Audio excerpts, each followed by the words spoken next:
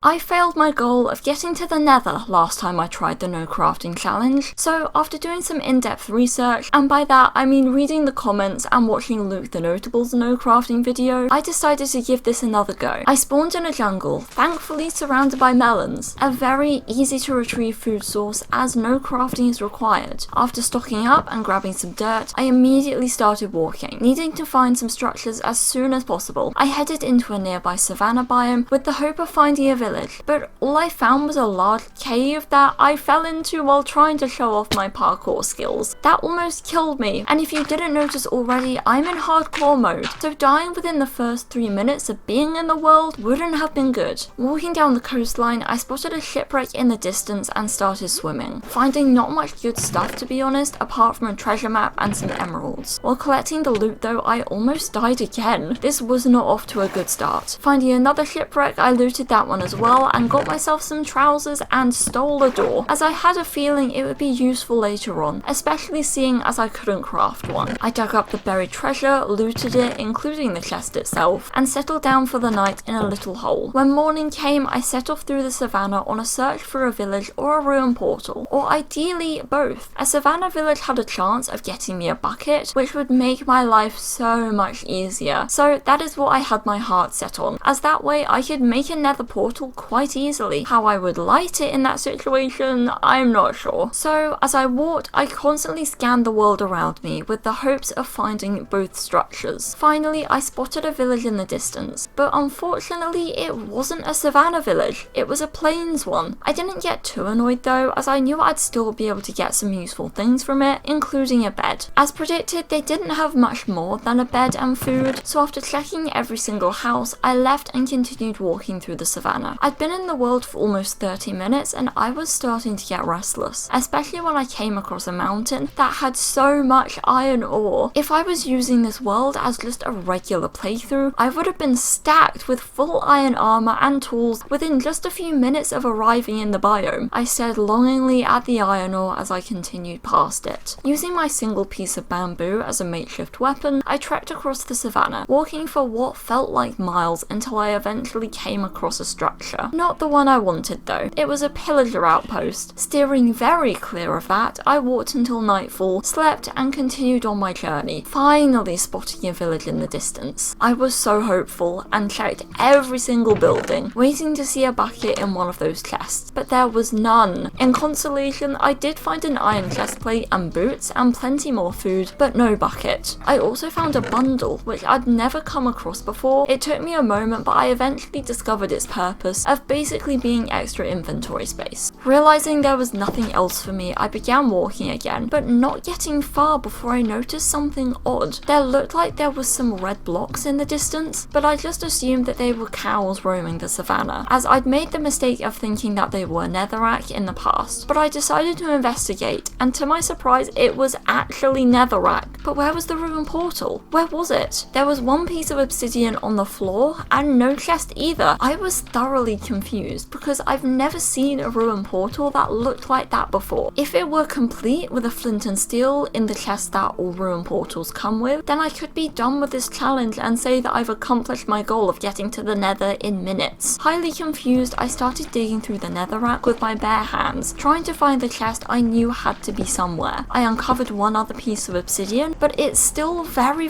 odd how this ruin portal only had 2 pieces and one of them was buried. But after several minutes of digging, I finally found what I was looking for and was able to get my hands on 4 pieces of obsidian and a flint and steel. All I needed now was either a bucket or 6 more pieces of obsidian. Deciding to give up on the excavation task, I kept walking, finding another savannah village only a few hundred blocks from the last one, but like the last one, there was no bucket. I did find a weaponsmith villager though, who was selling an iron sword for 20 emeralds. This was very tempting, as so far the closest thing I had to a weapon was my piece of bamboo, and although I wasn't planning on trying to beat the game or even planning on finding a nether fortress, I know I'd feel better with a sword in my hand when I'm stepping through the portal. So I started to collect some emeralds, trading wheat with one villager to get me halfway there. It was so frustrating being surrounded by hay bales though, as if I could craft, I'd have gotten the sword filled very quickly with all the wheat I could have traded, but alas, I had to do it the hard and very slow way. While searching through the rest of the village though, I found some more emeralds and 4 more pieces of obsidian, bringing my total to 8. I only needed 2 more. Not content with just sitting around and waiting for wheat to grow, I wanted to continue my search for either another village or a ruin portal. And within a couple more minutes of walking, I stumbled across my 4th village of the video and my 3rd savannah village. And also the 3rd village that didn't have a bucket. It didn't have any obsidian in it either. It didn't even have emeralds in the chests, but it did have some wheat, which I quickly stole and replanted for them, needing to trade it with the farmer from the other village. Swiftly leaving, I collected some more melons and kept walking through the savannah, needing to find at least one more structure to be able to successfully make the nether portal. I came across another pillager tower which I veered around, and finally I spotted something in the distance, a ruined portal. All it needed to have was 2 pieces of obsidian and I could finish my challenge. And guess what? It had 4! Thrilled with my discoveries, I began to sprint back to the 2nd village I found with the aim of trading for a sword and then building my nether portal. On my way there though, I remembered that one of the villagers traded an emerald for 6 pieces of leather, so I used my trusty bamboo sword to kill some cows so I could get enough emeralds for the sword. It was tedious. But then a wandering trader spawned out of nowhere, trading hay bales for emeralds. I was so upset earlier when I realised I couldn't use all of the hay bales in the village for both food and a way to trade for emeralds, so the fact that I could be able to now felt like some good karma. For some reason though, I did think I would be able to drag a wandering trader with me back to the village, so,